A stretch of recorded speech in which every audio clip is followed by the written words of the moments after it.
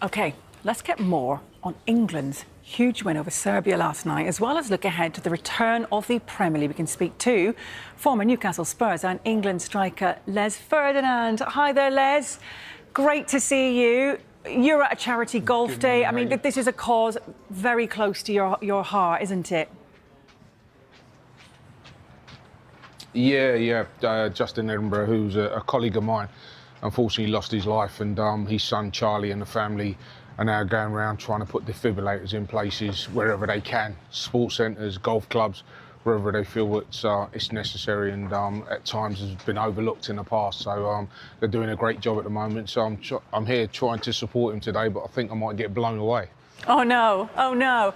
I tell you what, Serbia were blown away by England, weren't they? That's for sure. Let's talk about that. I mean, what a result for England. And this performance, does it give you belief that Thomas Tuchel can take them over the final hurdle? Are we getting a bit carried away maybe after this one great result? No, I think it was the result that everybody was looking for. And I say the result, it was the performance that everyone was looking for. We know we've got a group of players that are capable of performing in the way that they did last night. And, you know, going to Serbia, everyone was talking about it being such a tough place, scoring the goals that we scored, playing in the fashion that we played and not conceding a goal as well. So the defenders deserve some credit as well. But the team on the whole played in the manner that we've been expecting for a little while under Thomas Tuchel. And this is probably the first time we've seen it, and long may it continue. I'm not getting carried away at the moment yet, but it was a great performance last night. It was, and certainly... At the moment we are, but I think in the modern way that football's played at the moment, all the goals don't always come from your centre forward. And, you know, last night we had, 5 different goal scorers. So I think that's going to be the way England move forward. It's not just going to be reliant on Harry Kane. Ollie Watkins, I'm surprised he hasn't had a bit more time on the pitch. Solanke's the other one in the shadows, but obviously not in the squad this time round. But we've got a couple of forwards, but I think that the goals are going to be shared out around the pitch rather than be reliant on just any one single centre forward that we've got right now. One thing that he has done, though, is, goodness me, from Harry Kane as well. I mean, you played in an era where there were so many great number 9s fighting for a place in this England team. Obviously, Kane's very much England's main man up front. Another goal for him. Are we over-reliant on Harry Kane a little? I think he has now overtaken Sir Bobby Moore's tally of 109 caps for England. Quite incredible.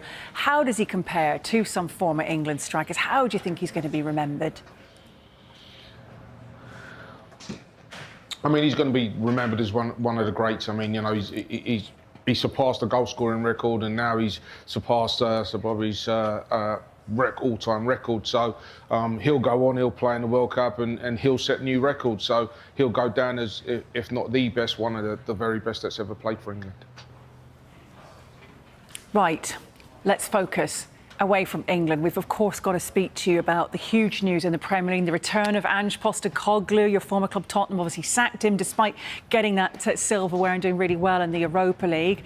What sort of fit do you think he is for Nottingham Forest?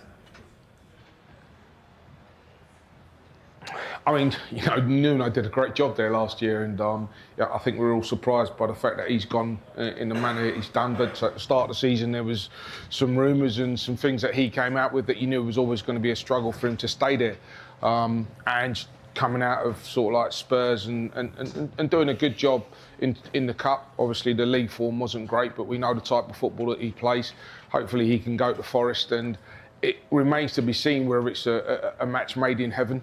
He plays on the front foot, and Forest have got a team that want to play on the front foot. So it'd be interesting to see how it goes. My judgment's on the fence at the moment about whether he's going to be a success there.